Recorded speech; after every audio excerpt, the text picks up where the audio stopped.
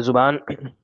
کی حفاظت میں ایک یہ بھی چیز آ جاتی ہے، جیسے کہ زبان کے چسکے جو ہیں، ان سے اپنے آپ کو محفوظ رکھنا رمضان میں۔ رمضان آتا ہے تو ہم سمجھتے ہیں کہ دن کے وقت چونکہ ہمیں منع کر دیا گیا ہے، کھانا پینا نہیں ہے، سارا دن بھوکے پیاسے ہیں، تو جیسے ہی شام کا وقت ہوگا اور افطاری کا وقت آئے گا تو ہم نے ساری دنیا جہان کے جو چسکے ہیں وہ اپنی زبان کو دینے ہیں۔ سلف صالحین اس سے بھی اپنے آپ کو بچاتے ہیں، اگرچہ یہ گناہ کا کام تو نہیں ہے، لیکن ہم نے گویا کہ رمضان کو پورا کھانے پینے کا مہینہ بنا لیا ہے، اور اس میں باقاعدہ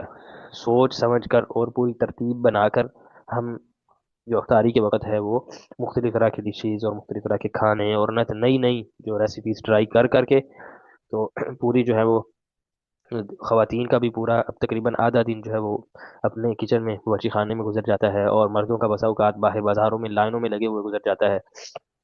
وہ فلاں جو ہے وہ دکان پکوڑوں سموسوں کی ہیں وہاں پر لگے ہوئے ہیں، فلاں جو مٹھائی والی دکان ہے اس میں پتہ نہیں مختلف طرح کی چیزیں ہیں وہ مل رہی ہیں، وہاں پہ لائنیں رش، پورا بازار بھر جاتا ہے۔ تو بازار میں تو جانا ہی نہیں تھا، جیسا کہ ہم نے ذکر کیا، روزے کی حفاظت ہے، آپ گھر کے اندر بیٹھے ہیں تو بندہ ایسے فضول لائنوں میں لگا ہوا ہے اور فضولیات میں پڑ جاتے ہیں۔ یہ سارے جو چسکے ہیں، آپ کے پاس 11 مہینے ہیں، آپ ان 11 مہینوں میں جو مرضی ریسیپیز ٹرائی کریں اور جو مرضی کھائیں پیئیں،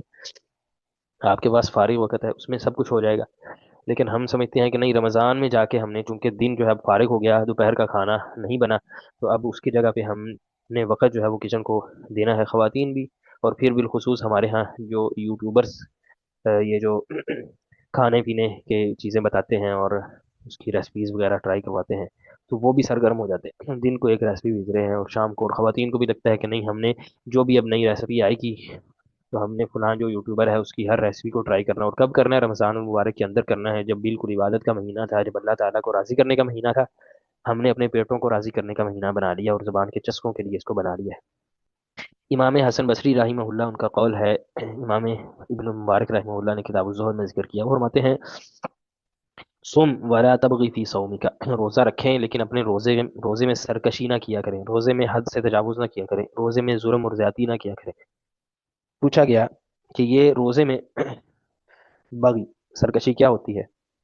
تو فرمانے لگے: ان یقول الرجل ارفعوا لی کذا ارفعوا لی کذا فانی اريد الصوم غدا،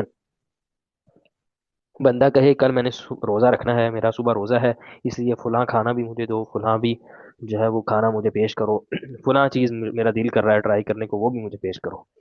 تو فرماتے ہیں یہ جو روزے میں سرکشی ہے، دیکھیے ہم کس قدر یعنی اس میں ملوث ہو چکے ہیں، اور